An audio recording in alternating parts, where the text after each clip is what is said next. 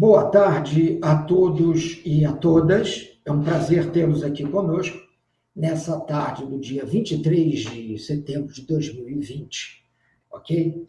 Hoje, nessa live, nós trataremos sobre o futuro dos bancos públicos, em especial, o foco principal, no futuro da Caixa Econômica Federal e do Banco do Brasil.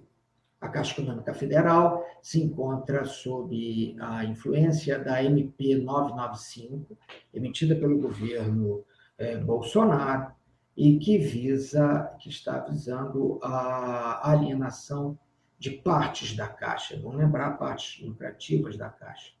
E sobre o Banco do Brasil, nós vamos tratar sobre as falas do ministro da Fazenda, na fatídica reunião do dia 22 de abril de 2020, por coincidência, dia do descobrimento do Brasil, teve aquela reunião, e também, na mesma reunião, da fala do então presidente Bolsonaro com o presidente do Banco do Brasil à época, o senhor Rubens Novaes, que logo depois foi substituído pelo senhor André Beltrão, onde o presidente cita que solicitou que o presidente Rubens Novaes falasse ou abordasse o assunto da privatização do BB após 2023. É uma situação complicada, você como coordenadora do Comitê de Defesa das Estatais, o caso também da Eletrobras, né? O deputado deve acompanhar isso bem lá pelo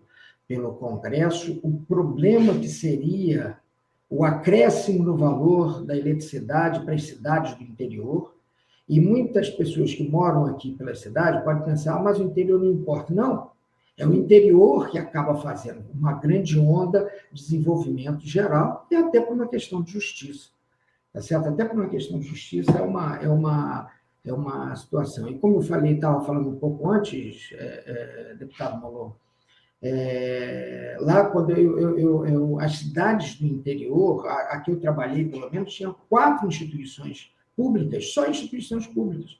Não havia lá bancos particulares. Quer dizer, eu fico me perguntando como ficariam essa sociedade, né? Bom, vamos tratar também agora com a nossa querida Débora nesse tópico sobre o Banco do Brasil também, né? Nós vamos analisar também as condições e o ambiente da privatização do Banco do Brasil e vamos abordar aquela fatídica fala do ministro, que cá entre nós era preferível até que a gente não tenha ouvido. Foi bom, porque a sociedade conheceu, mas eu acho que vai ficar uma mancha na nossa história, as palavras de baixo calão, aquilo. Olha, eu tinha até uma certa tolerância mas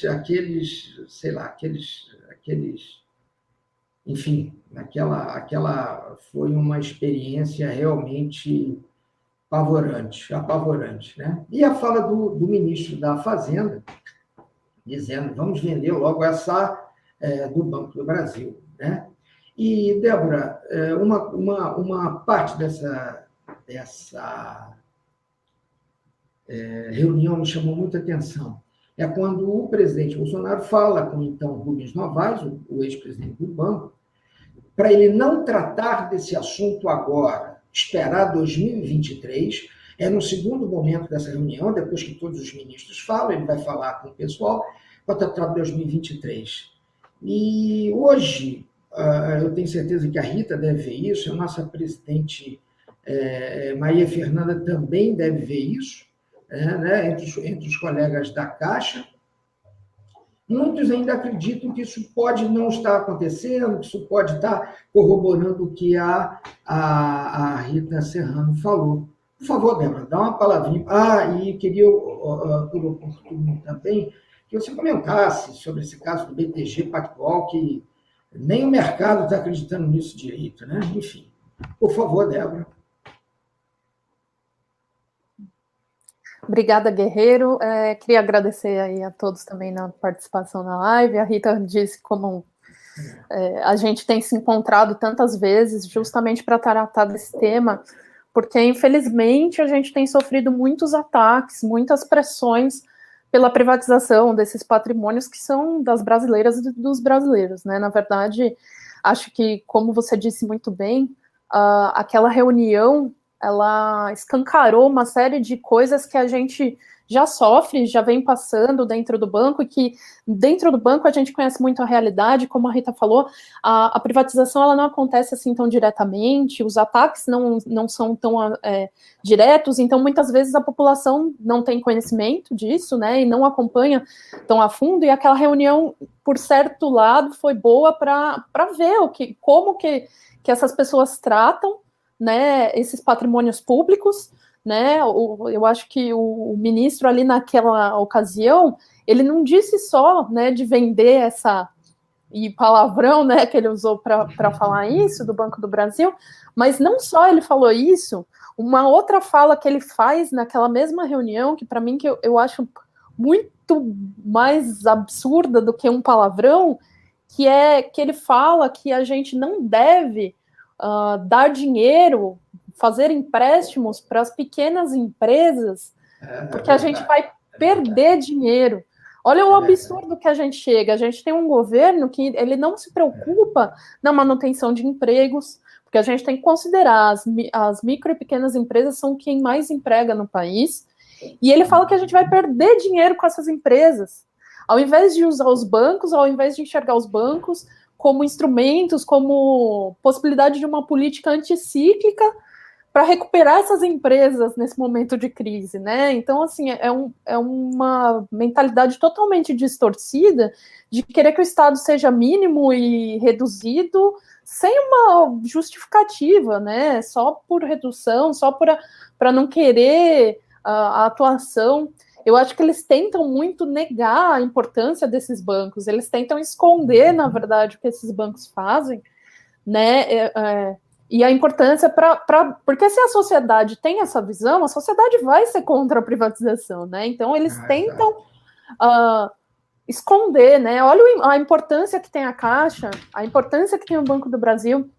A Caixa teve toda essa importância nesse momento da distribuição do auxílio emergencial, né? Os companheiros trabalharam de maneira exemplar, todo mundo se esforçando muito, sabendo da importância que tinha ali para a sociedade, para as pessoas nesse momento. E no Banco do Brasil, a mesma coisa. O Banco do Brasil estruturou um fundo, né, que foi do Pronamp, foi estruturado pelo Banco do Brasil justamente pela característica de apoio que tem as micro e pequenas empresas. A expertise que ele tem nessa área de poder ajudar.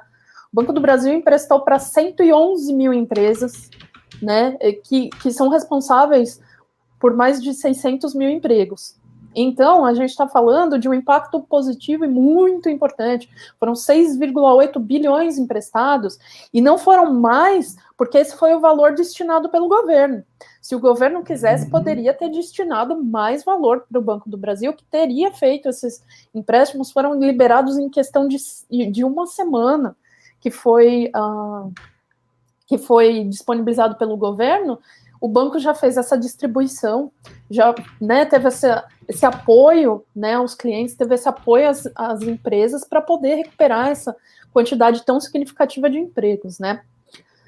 Outra coisa que você também falou, que eu acho que é muito relevante a gente falar também, essa questão do BTG, eu cheguei a questionar, inclusive dentro do conselho, porque realmente é difícil de você entender, é difícil de você defender que uma carteira de 3 bilhões foi vendida por 370 milhões, né? O banco dá umas justificativas, né? Porque, assim, como ela não passa pelo conselho, ela foi decidida ali no conselho diretor, ela não chega até a última instância. Já, quando a gente recebeu a notícia, já estava feita, basicamente, a operação. A justificativa é de que a carteira já tinha sido 98% dela baixada em prejuízo. De fato, ela tinha sido baixada em prejuízo e tudo mais. Agora eu me pergunto, se ela já tinha sido baixada em prejuízo e que ela não ia dar mais em nada, que não tinha forma de recuperação, qual que era o interesse do BTG? O BTG não comprou porque ele é bonzinho e porque tem um bom coração e porque decidiu que ia assumir uma dívida do Banco do Brasil, que queria dar 300 milhões para o Banco do Brasil. É porque, obviamente, existe um percentual de recuperação dessas operações, ainda que elas tenham sido baixadas, né? Então, existe um percentual, e se o banco quisesse, ele poderia muito bem ter investido e ter distribuído isso para a nossa empresa de recuperação de ativos. O Banco do Brasil tem esse setor que faz esse trabalho, que inclusive tem melhorado cada vez mais o desempenho dele, né, nessa área, e não, foi e transferiu esse valor aí, né, vendeu essa carteira aí para o BTG. Tanto que, como você disse, o próprio mercado questiona, assim, qual que foi a lógica da operação, porque fica difícil saber qual que foi a precificação para você vender por esse percentual tão ínfimo do valor contábil dessa carteira, né? E a gente fica também com esse questionamento, que é impossível de não fazer, que é o porquê o BTG, né? Que o BTG que foi ali que teve como um dos fundadores justamente o ministro da Economia, né, que é esse mesmo que quer vender o Banco do Brasil a todo custo, que é esse mesmo que não quer emprestar dinheiro para as micro e pequenas empresas, que é um setor tão importante de atuação do Banco do Brasil, né? A gente consegue visualizar muito claramente que toda a intenção é para benefício do mercado financeiro, não tem nenhum tipo de benefício para a população, não tem justificativa, porque o banco além de ter um papel social absurdamente importante na área das micro e pequenas empresas, mas também muito forte dentro do agronegócio, né, sendo responsável por 70% desse tipo de crédito no Brasil. Não porque é uma exclusividade dos bancos públicos, mas porque os bancos privados não querem fazer esse crédito, porque é um crédito barato que não interessa para eles. E é essa a grande questão. Quem faria não fossem os bancos públicos? Quem assumiria esse tipo de carteira? A gente não pode depender e não pode esperar que os bancos privados vão ter esse mesmo papel de atuação. E como você também disse no começo, né, da live, tem muitos municípios no Brasil que o único banco que tem ou é o Banco do Brasil, ou é a Caixa, ou então uma lotérica, muitas vezes também, são responsáveis por ter bancarização, por poder atender a população de várias pequenas cidades que, de novo, o banco particular ele não tem o menor interesse em estar nesses locais, porque ele tem a visão somente do lucro. Essa gerência nessa cidade não me dá lucro, eu vou fechar, e não importa se a população vai ficar sem atendimento, né? Mais de 50% dos municípios do Brasil que tem uma agência só, ela é uma agência do Banco do Brasil. Então, a gente vê a importância, né? E não é só o fato de a pessoa não ter o atendimento, né? Você não ter a presença de instituições públicas ali, de você não ter a presença de bancos ali, você não tem desenvolvimento regional, né? Fica concentrado nos maiores centros, porque as pessoas saem, porque elas precisam ir para outro município para utilizar banco, para fazer uma série de serviços, né? Então, isso é tudo muito interligado e existe uma tentativa de negação disso por parte do governo que fica muito clara nesses pontos aí que a gente citou. Vou tirar aqui. Pois Débora, vocês estão me ouvindo? Beleza? Tá. Pois Débora, esse é um dos pontos que mais preocupa a gente. É bom lembrar também que foi destinado no início da crise aos bancos, né, 1 trilhão e 200 bilhões de reais. Isso seria cômico se não fosse trágico, né? 1 bilhão. Só para vocês terem uma ideia disso, isso paga R$600 para todos os brasileiros, para todos, inclusive o Lehman, que está na Bélgica, a Alice Setúbal paga para todos, durante mais de um ano. Quer dizer, e no entanto, como você falou, Débora, essa quantidade de recursos, exatamente para onde poderia resolver o problema, poderia minimizar muito, eles não fazem. É algo, enfim, é algo que tem horas que é surreal. Eu costumo dizer que o que nós estamos vivendo a pandemia piorou, mas é algo que às vezes não dá para acreditar. Eu nunca imaginei que fosse passar por uma situação como essa que nos tira para encaminhar. Como é que está essa situação da BBDT-VM? Se você está a par, parece que a boataria se acalmou e tem gente preocupada, tem gente que, enfim. Como é que está a situação do BBDTVM? Só para o pessoal saber, a BBDTVM é uma operadora do mercado, uma das maiores do mundo. Dá uma palavrinha sobre isso para a gente encerrar, para não ficar muito longo lá por causa da manifestação, do evento. Por favor, Débora. Sem problemas. Eu acho que apareceu bastante tempo na mídia essa questão da BBDTVM e o banco foi questionado oficialmente por isso. Inclusive, teve que fazer esclarecimentos públicos, porque o presidente, que era o anterior, né, que ontem a gente teve a posse do novo presidente, que ainda não sabemos, né, muito sobre ele, assim, no sentido de qual é o posicionamento dele sobre essa venda de operações e esse tipo de coisa. Mas o presidente anterior, que era o Rubem Novaes, falou em público, inclusive, que pretendia verificar possibilidades sobre venda da BBDTVM ou abertura de capital, etc. Mas, assim, outra coisa que era muito inexplicável, porque é a maior gestora de ativos do país. Então, como que você quer vender isso? Não tinha justificativa, é meio que querer cortar um braço do banco, né? Assim, você vender um balcão como o do Banco do Brasil só ia beneficiar o setor privado, o setor financeiro privado, não tinha nenhum tipo de justificativa, porque é um setor extremamente rentável do banco e que ele nada de braçada, e que ele é o primeiro colocado no país, não tem a menor justificativa de você tirar um tipo desse de operação do banco. Né? Depois dessa notícia pública também, que o banco teve que dar explicações, por assim dizer, sobre essa possibilidade de querer vender, o banco esfriou esse assunto e não tem se falado, por enquanto, em vender, né, esse ativo de dentro do banco. Mas seria uma coisa parecida com o que a Rita estava falando, é uma espécie também de tentativa de privatização, porque você pega a maior gestora de ativos do país, que é de onde vem boa parte do funding para as outras operações do banco. Então o banco fica um banco capenga, né, não se sustenta, é aquela estratégia de querer vender uma parte muito rentável, e que é determinante para as estratégias e para o futuro do banco, para dizer que ele não funciona mais porque é público, né? E não, e que na verdade ele deixa de ganhar porque estão tentando tirar uma parte muito rentável, uma parte muito importante das suas operações, né? Então é bem parecido com o que falam na Caixa sobre seguros, cartões, etc. Né? Uma outra possibilidade de privatização indireta, por assim dizer, né?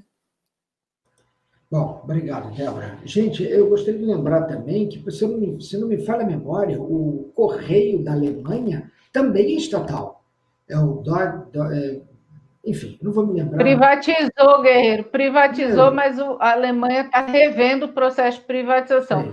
Mas nos Estados Unidos, na Rússia, no Canadá, é público. Não, o Canadá é privado, mas eles estão revendo também, Canadá e Alemanha. Mas China, Estados Unidos, Rússia, vários países é público. Tudo público, né?